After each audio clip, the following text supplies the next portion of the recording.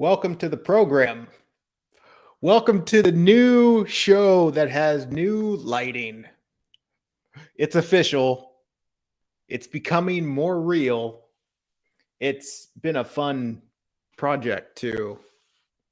And it's funny too, because if you watch the first episode, um, no lights, no makeup. It was just, bare bones. But this is a lot of fun playing with lights and setting a bit of a tone. And I think I might switch these colors up every once in a while. I don't know. It's fun so far, but welcome to the program. This is holding space for love to be seen. And I've got those little jitters. Are all the right buttons pressed as I'm talking about how official this show is now? And it would probably end up that I have my microphone muted or something, but no, we're good to go. Holding space for love to be seen. This is a program where we get to hang out. As of now, it's being broadcasted live 4 times a week, 2 times on Tuesday and 2 times on Wednesday.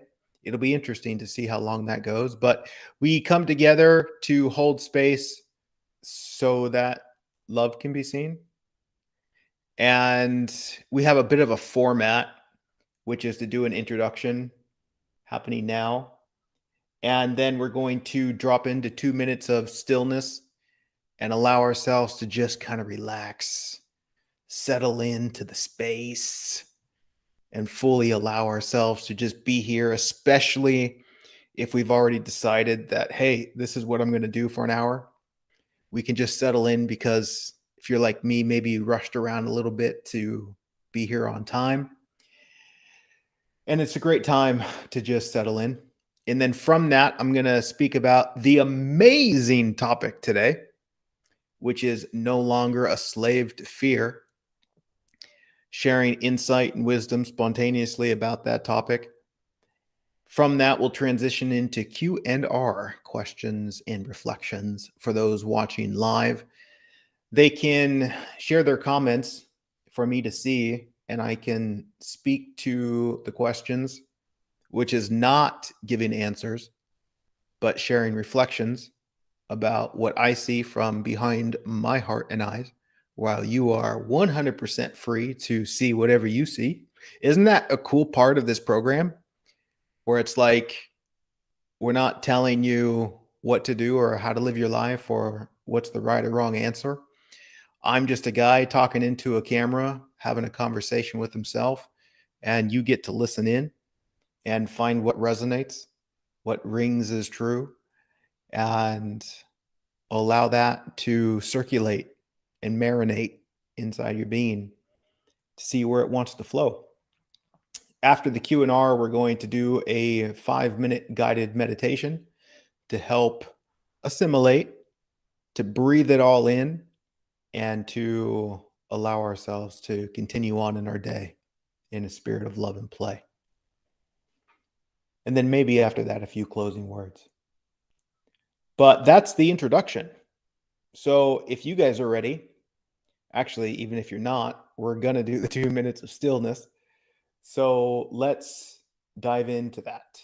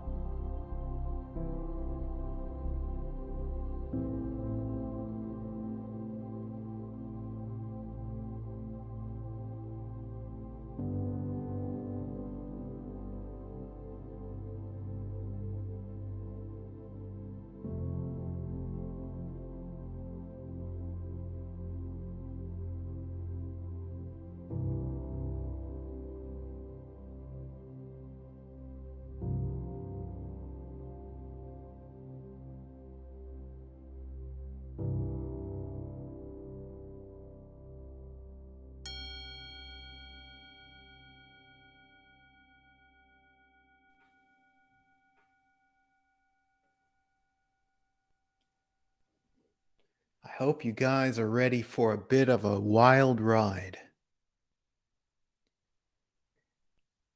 into a deep and profound exploration into the nature of fear. And we're going to take our time, no rush, and just allow to be said whatever gets said, knowing that that is enough. Because naturally, I'd love to just go on and on and on and on about this topic. But we've got the playful limitation of time.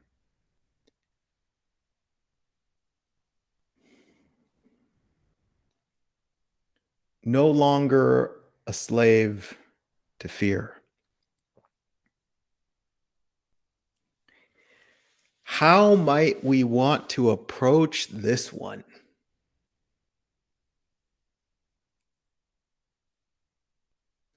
First, can we, in the most non-judgmental way, with a huge dose of compassion, look at how much fear plays a role in our lives? Furthermore, how much fear is behind every single emotional disturbance?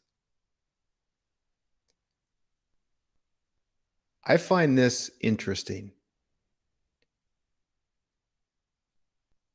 In order for me to be angry, I have to be afraid. In order for me to be irritated, there has to be fear. In order for me to be sad, you'll find a bit of fear. In order for me to be stressed out, there's got to be some fear. In order for me to be overcome with inadequacy,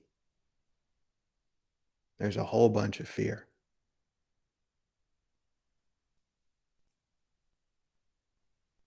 And then with this ingredient of fear,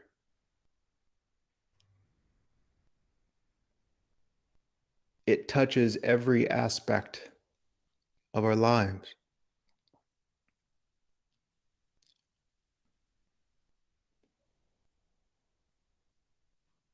I think it's wise to recognize the connection between emotional disturbance and fear, because so often we can feel how we feel, and in our frustration, we can proclaim that we're not afraid.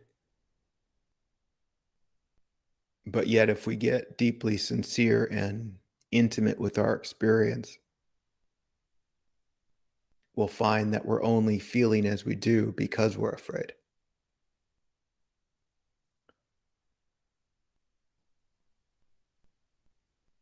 Which is beautiful, because if we can recognize that there's a root to all of this disturbance,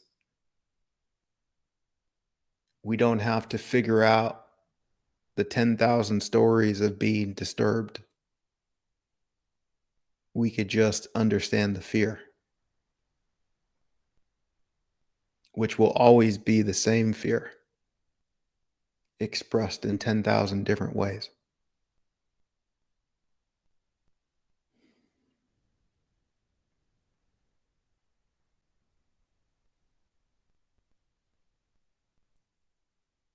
As the title says, no longer a slave to fear. I think that's an interesting choice of words. A slave. Meaning that our fear dictates our lives. Our fear dictates how much love we will allow ourselves to experience. Our fear dictates how much joy we are allowed to experience. Our fear dictates how much love we will share with the world, dictates how kind we will be.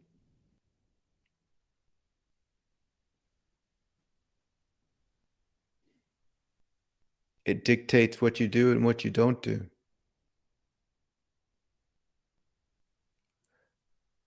That sounds like a slave to fear.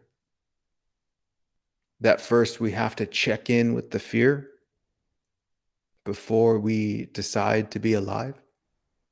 Is it safe? Is it okay to express myself? Is it okay to paint this picture? Is it okay to be honest, to be sincere? Is it okay to be myself? All in some way asking, is there something to be afraid of? That's to be a slave to fear.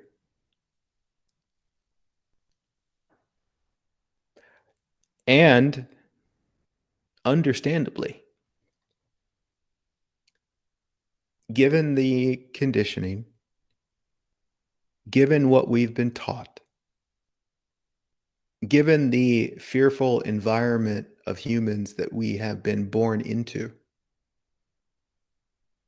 that teaches us that there is something in life to be afraid of. Furthermore, 10,000 things in life to be afraid of.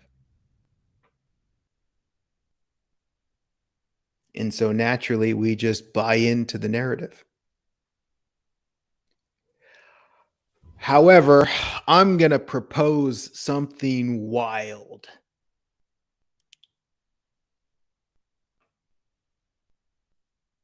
And that proposition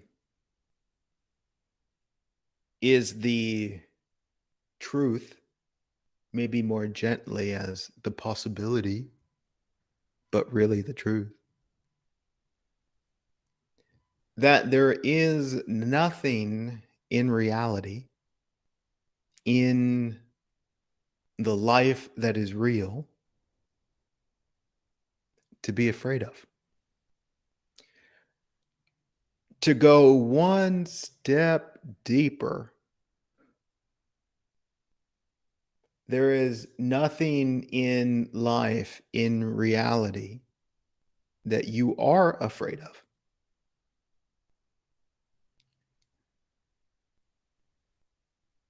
This has always been the case. This is the case now, and this will forever be true.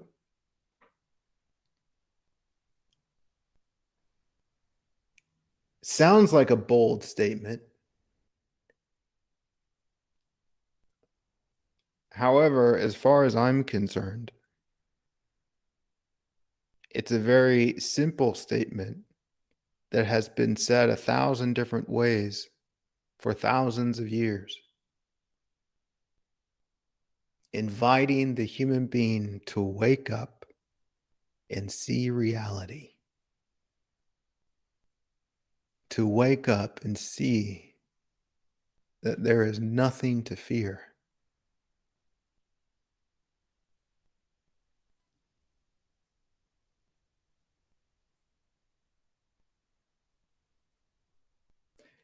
Which is really quite beautiful, because the more that this is seen deeply in the heart of what you are, then life and reality becomes your favorite resting place. To such a degree that if fear ever shows itself, you go home to life. You come home to what's real. You wake up from your dream.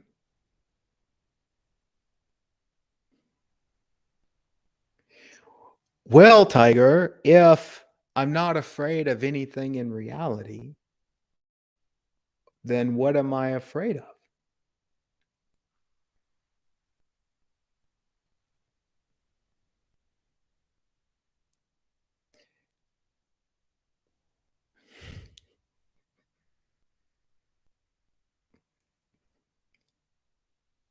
My goodness.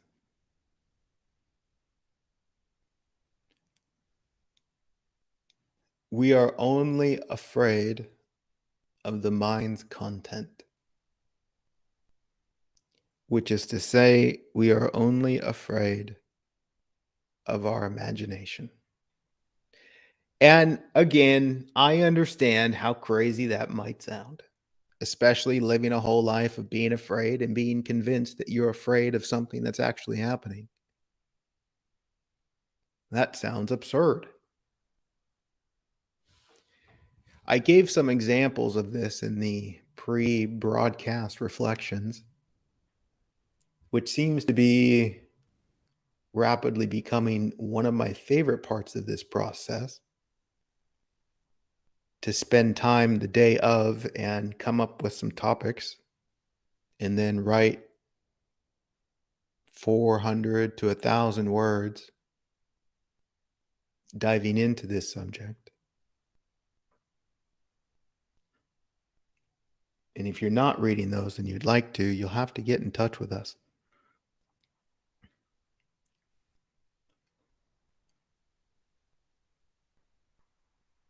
There's a question that I invite you to ask, and this is a playful pointer.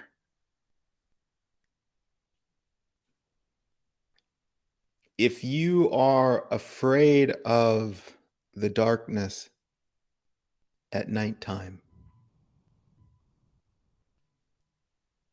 is it the nighttime you're afraid of, or is it the monsters you imagine in the dark?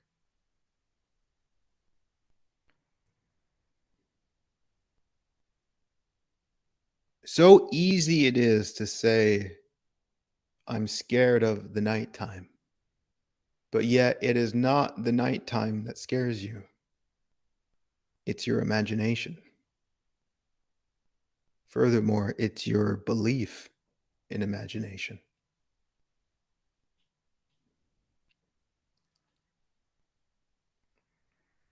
So easy it is to blame reality for your dream. But yet, the nighttime cannot make you imagine monsters. It does not have that power over you. Yet, still, we can blame the nighttime, proclaiming it does have that power, subsequently giving up our power, and wishing so badly that the nighttime not be what it is, so that I don't imagine monsters. And even so, during the daytime, I find myself still imagining monsters.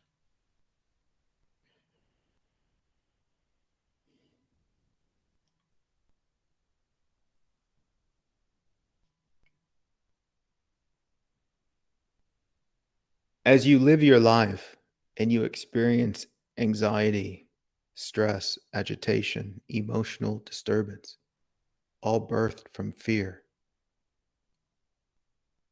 are you afraid of what appears to be happening? Or are you afraid of the stories you're telling? Are you afraid of what you think it means about you?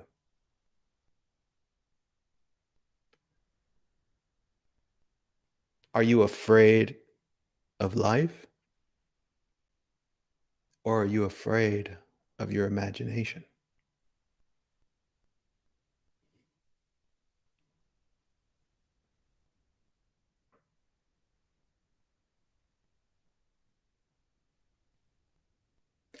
You can see here potentially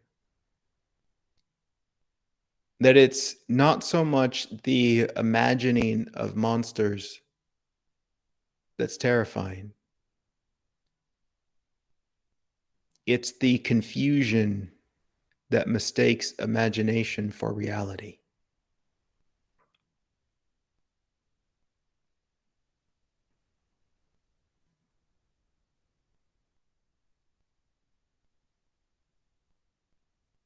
The problem is not the imagination, which tells stories. The hindrance is a belief in those stories, meaning that there is the assumption that the story is real, is true, not recognizing that the story is a product of imagination and can never be true, can never be real. What is there to be afraid of?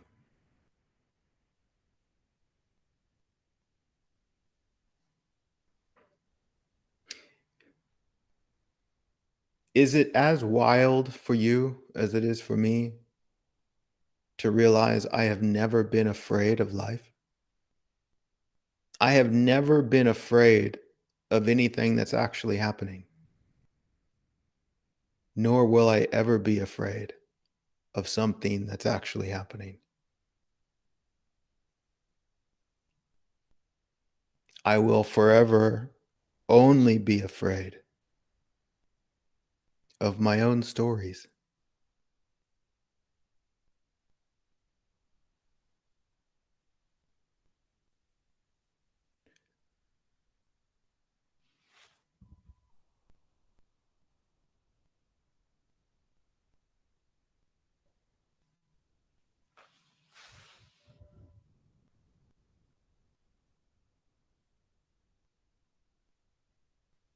There's something interesting that arises in this discovery.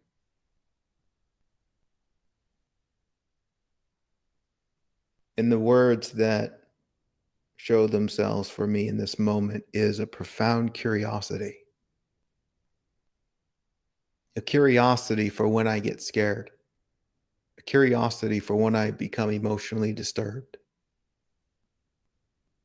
a curiosity at any time I'm stressed out or anxious, a curiosity every time I feel like love needs to be withheld.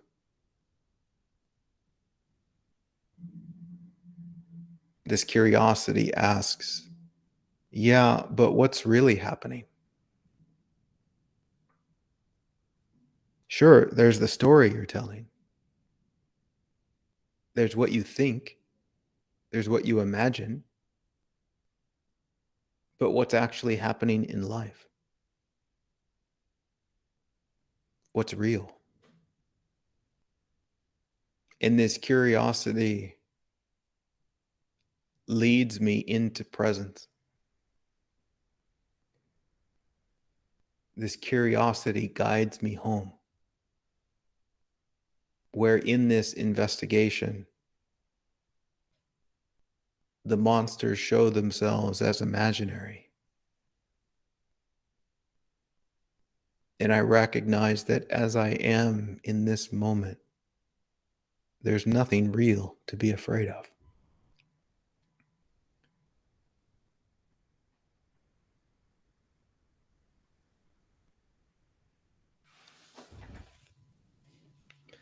This allows for such a delightful melting into the miracle of life, a great remembrance of what is actually true,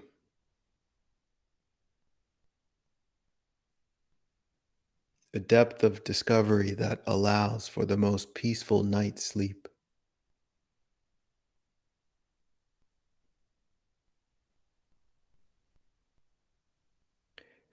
Naturally, as I speak about these things, it's not uncommon to assume that because I say XYZ, I must mean ABC. Let's be cautious there. Because even though it's profoundly obvious to me that there is nothing to fear in reality, in no way am I suggesting that one should not experience fear. And in no way am I suggesting that it's wrong or shouldn't be. for that would only be a fear of fear.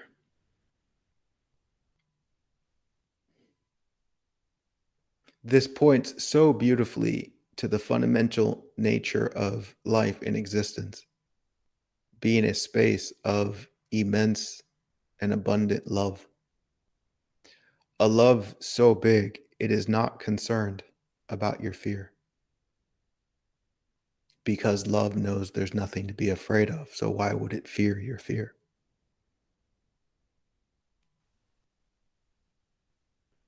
This love, this landscape, this fabric of existence extends a freedom to you, a freedom to imagine whatever you want to imagine, even if that's imaginary monsters.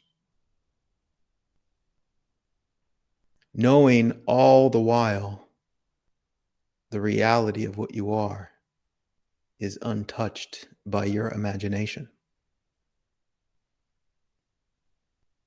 All the while knowing without doubt that you're really okay.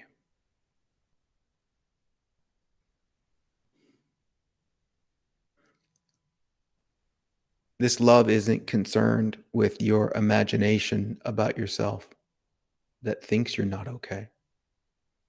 This imagination about yourself that thinks you're not enough, that thinks you're missing something, all of which, again, is your imagination.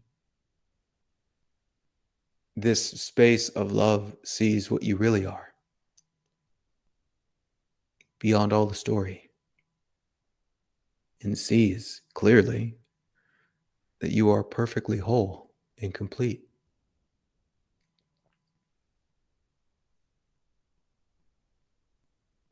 And so this love gently holds a space, waiting for you to come home and see that there's nothing to be afraid of.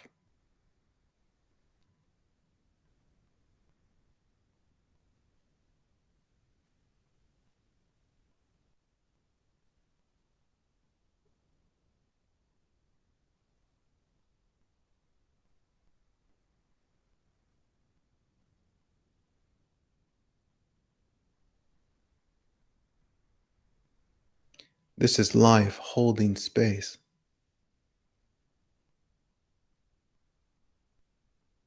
patiently waiting for love to be seen.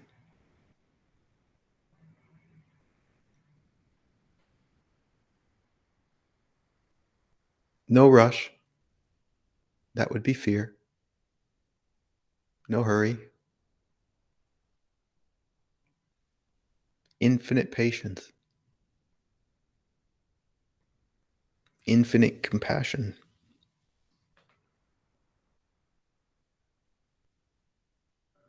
infinite everything lovely.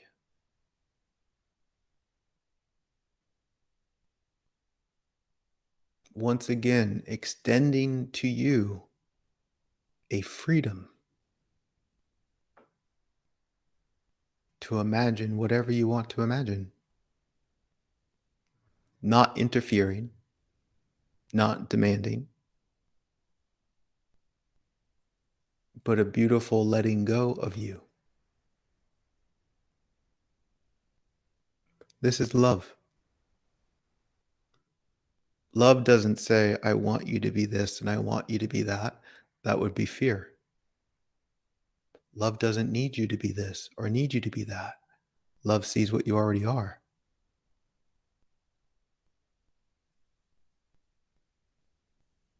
Love doesn't have a condition that says, I'll love you if.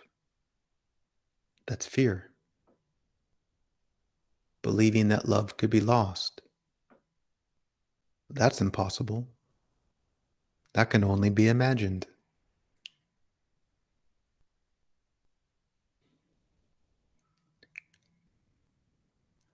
Do you understand a little bit here why throughout the history of human beings, there's been these crazy fools looking beyond the veil of illusion, discovering a profound nature of existence? being only love, and then they're not able to shut up about it.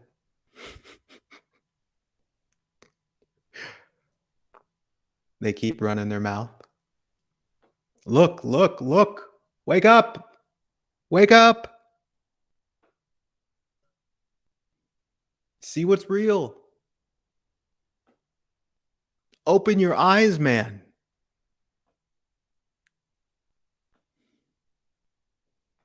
Come play. We have this gift of being human that's temporary, held in an epic landscape of love, compassion, and freedom. Let's play. I can't because I'm scared. Scared of what, man?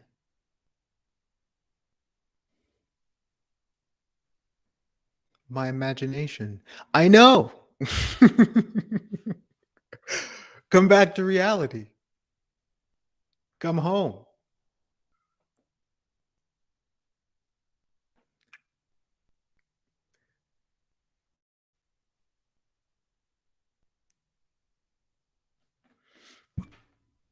And yes, I know in one ways it sounds so simple, and yet it seems like it's so difficult. I get that.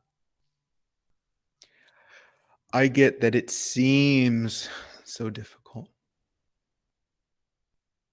which is also a way of seeing it, which is also imagination. Isn't that funny? If you believe it's difficult, which is to imagine things about it, it's like it becomes true.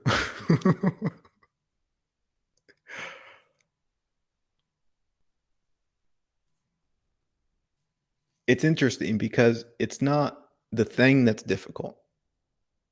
It's the way of relating to it that's difficult.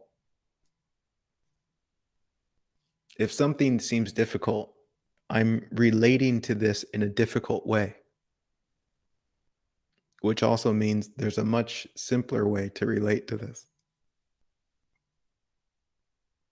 And if it's difficult, then it's being related to from a place of fear, which makes sense why it's difficult.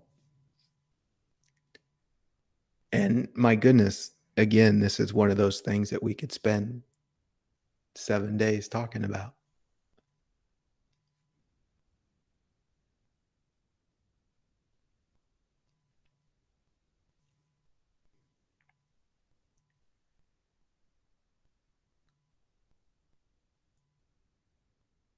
Maybe that's a good taste. Maybe. Does that inspire a curiosity?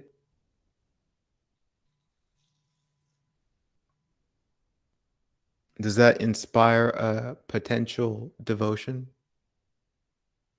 that says, holy shit, maybe I'm not seeing? Well, if we're afraid, then yes, we're not seeing. Which is so brilliant in the way spirituality, in its most authentic context, invites stillness. Be still and know. Be still for what? Why? So that you can see the imagination is the imagination. So that you can see everything that you think is happening isn't really happening.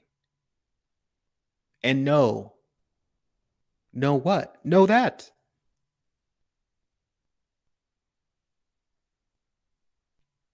Know reality. Discern the difference between imagination and reality.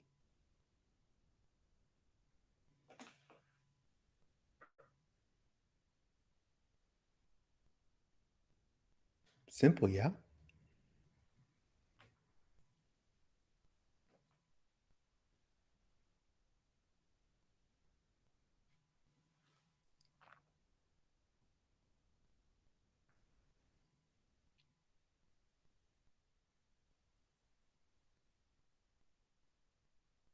Let's move on to the Q&R phase of this program. Questions and reflections. And then after that, we will dive into a 5-minute guided meditation.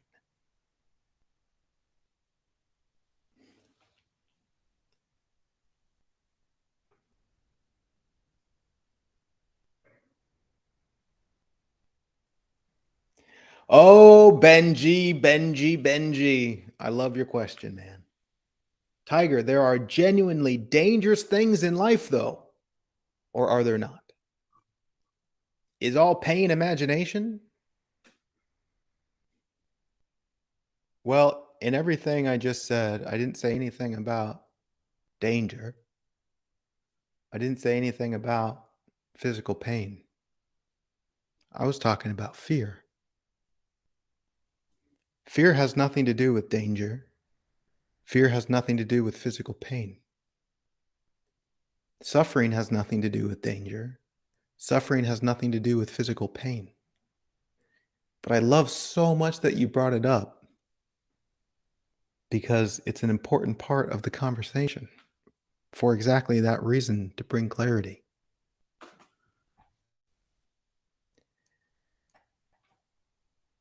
Danger is not fear. In fact, when you combine fear and danger, you approach danger in a very stupid way.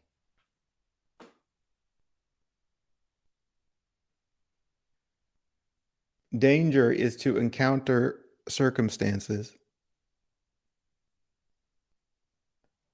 that impose a playful threat to the reality of your human existence.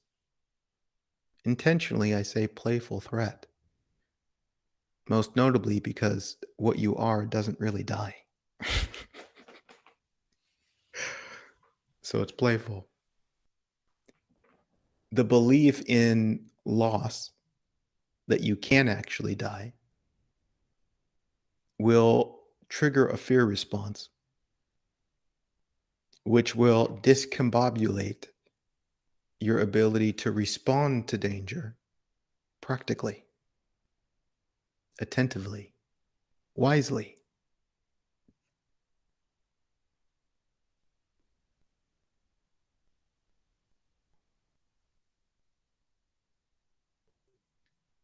Danger in its proper context will ignite a very natural and effortless response to handle the situation at hand. Your biological system is set up that way. Adrenaline will kick in. You'll experience an intensity of focus and do what you got to do.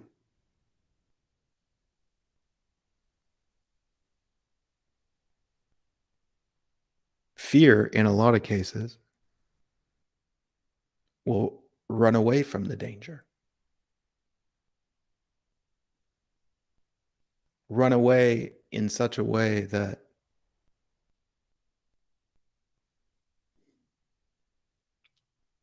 it doesn't take into account the reality of the situation. It will cloud your vision, making it difficult to handle the situation. My goodness, this points to so many other things I want to mention, which is also such a great reminder to just forget everything you think I'm seeing, or everything you think I'm saying, because in many ways it's just incomplete, which is why this is all playful.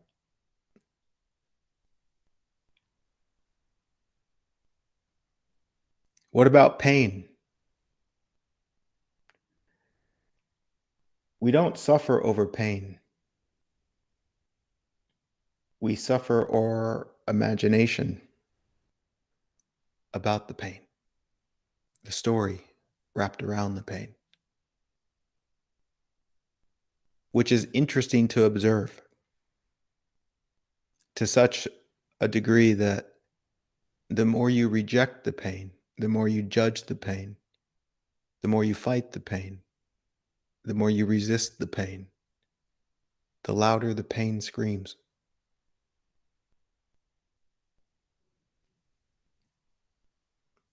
The more you don't want winter to be winter, the uglier winter becomes.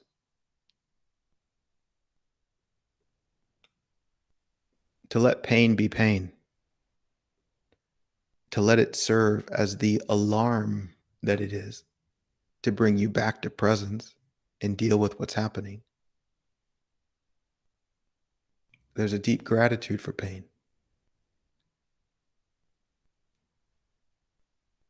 It's there to serve wellness.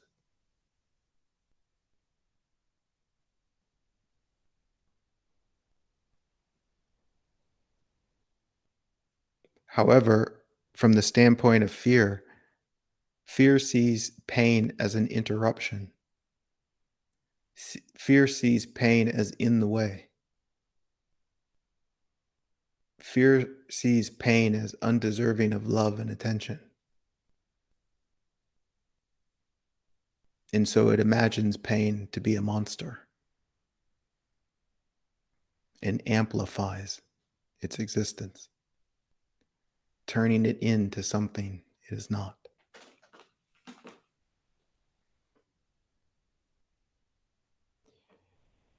Might be a good follow-up. Nature says, what about more or less chronic alarm feeling in the nervous system without story? Old traumatic response. How does this fit in with what you say?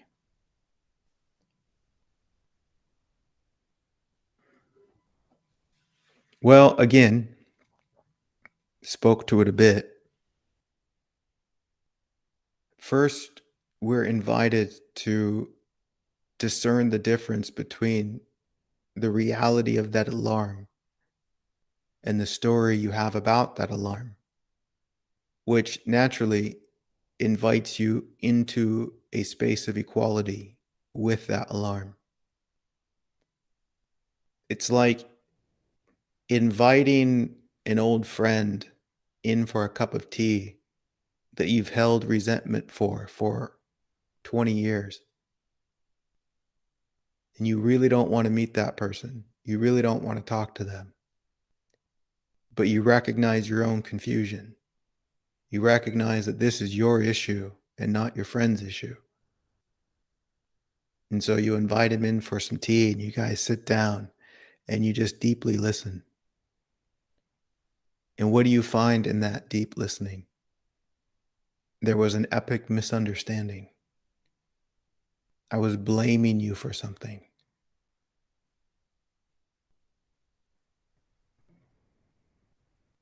And in that blame, in that resistance, it amplified the pain.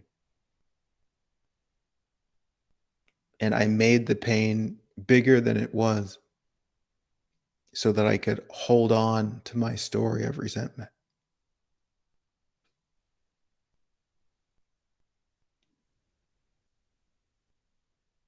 And so often, especially with issues of pain, chronic pain, and this is another video at some point, but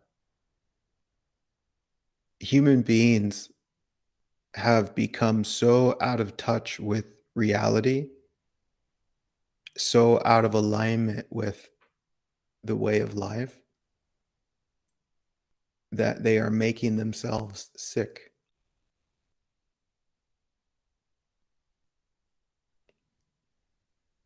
Like, for example, the fear that we hold on to, the resentment, the guilt, the shame, the judgment, all of these are ways of perceiving that are so far removed from reality and in a way disconnects you through perception from the source of wellness that heals all things. We're trying so desperately hard to do it on our own in service and survival of our own ego that in many ways we've told life, I don't want your help. There's a bit of arrogance in our humanness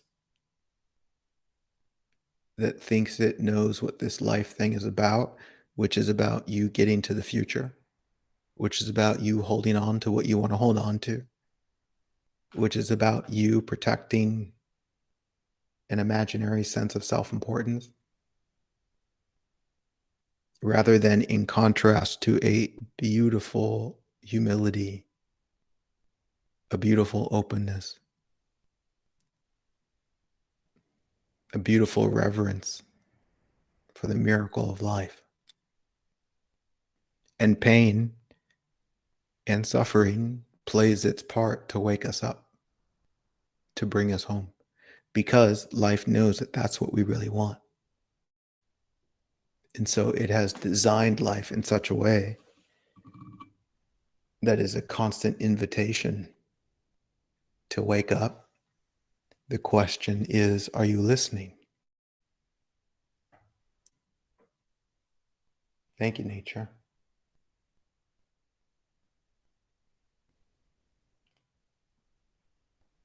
Jax, what are you saying here? I'm definitely discombobulated at the moment.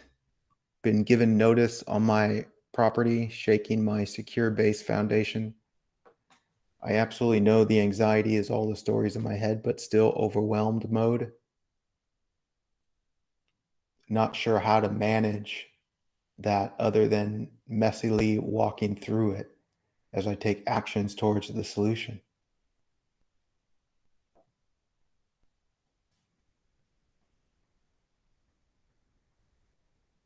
Sounds about right.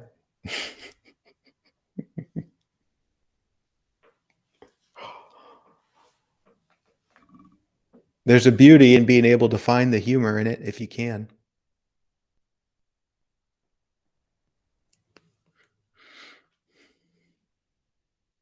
And the other broadcast today, in about 5 hours, is called From Lack to an Extraordinary Abundance. I feel we'll talk a lot about how we deal with these things in life and how the ways we deal about it perpetuates an experience of lack, which makes managing these things more difficult. So you might want to tune into that.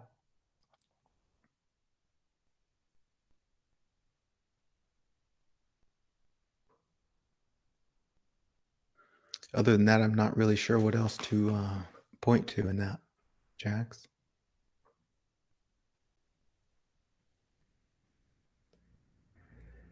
Jennifer says, after hearing this, I realize how big of a web of fear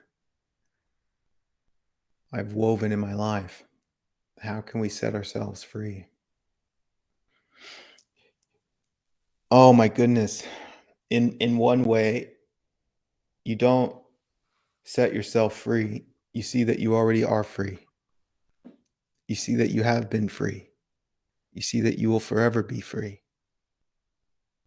It's not something you do, which is interesting because we're always so quick to look for a solution through doing, which I find utterly fascinating in this work for over a decade and all the questions I've heard and how much they're looking for something to do, which implies the answers in the future, which implies the answers in your imagination, which keeps you in a mess.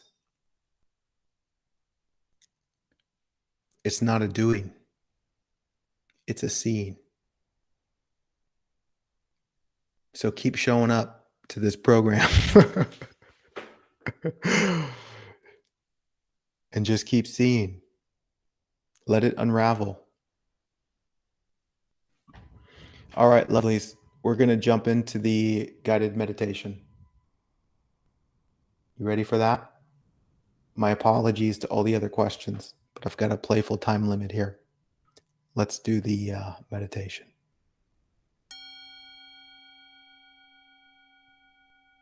Let's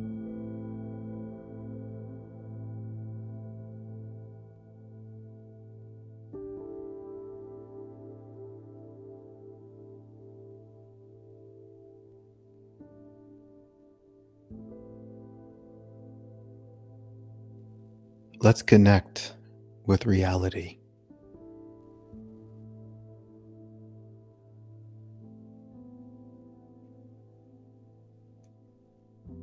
Meet me here in this moment.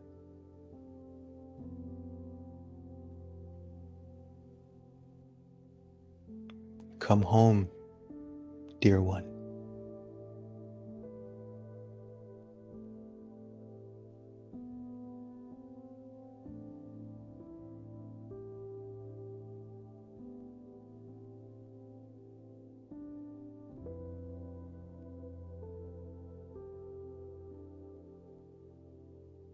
Gently, we can recognize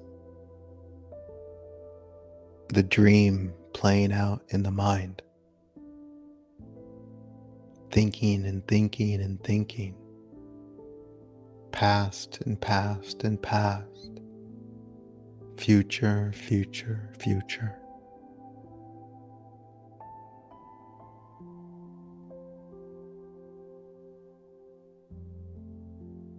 Where is life? Where is what's real?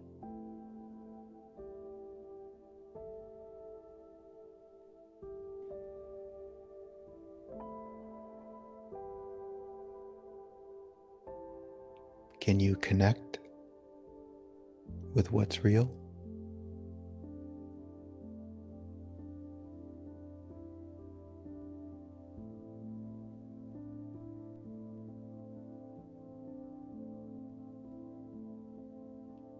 Come home.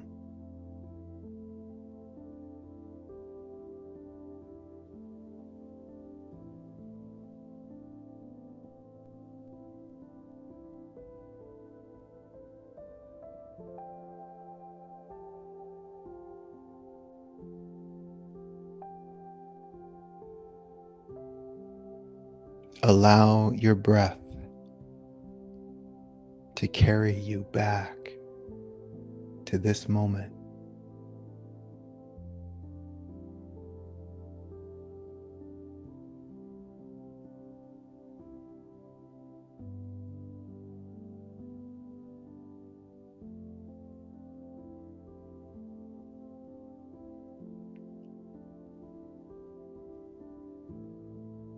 Let every vibration in your body be a song of deep acceptance for what you are.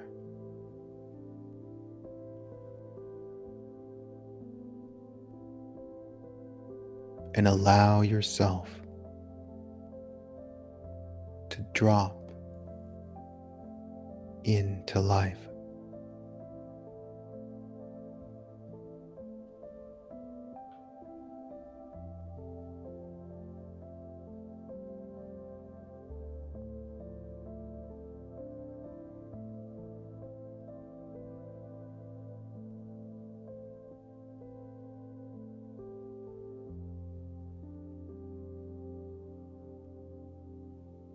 In this moment, there is nothing real to be afraid of.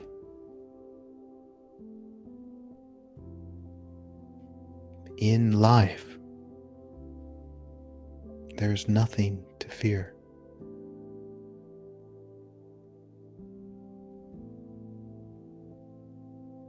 So come home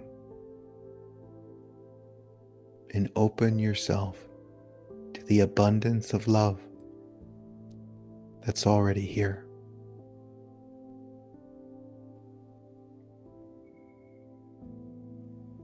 Let's take one big deep breath and let it be a celebration for the truth of life. Breathe.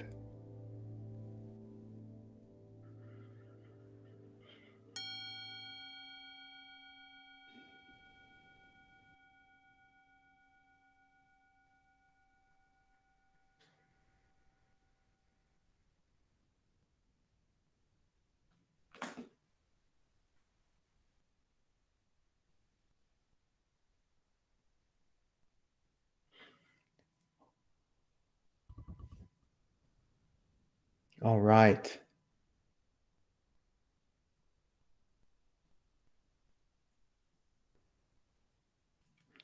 Well, are there any closing thoughts?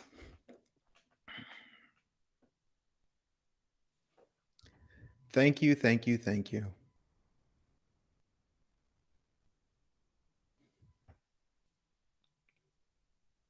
Just reading over some of the comments.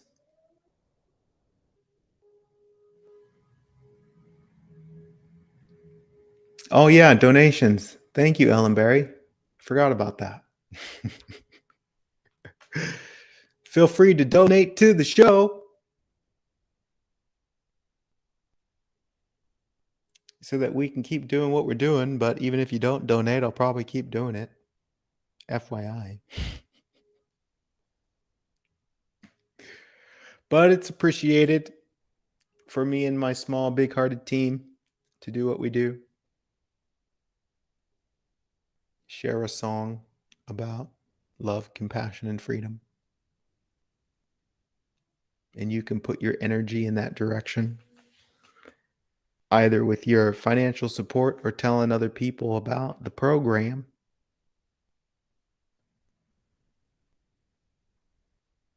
But I encourage you, if you find a deep resonance with this particular flavor of sharing, to reach out, dive more deeply, join the community. It's free. Lots of opportunities.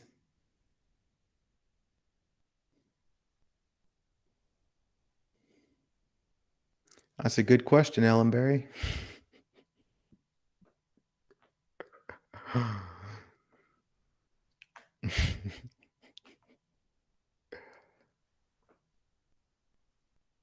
All right. I am back in 5 hours for episode 26, From Lack to Extraordinary Abundance. Whoo! It's going to be a good one. All right, you guys. Thank you so much for joining me. Tell your friends. Let it be a gift that you can share with them. And I appreciate you hanging out with me.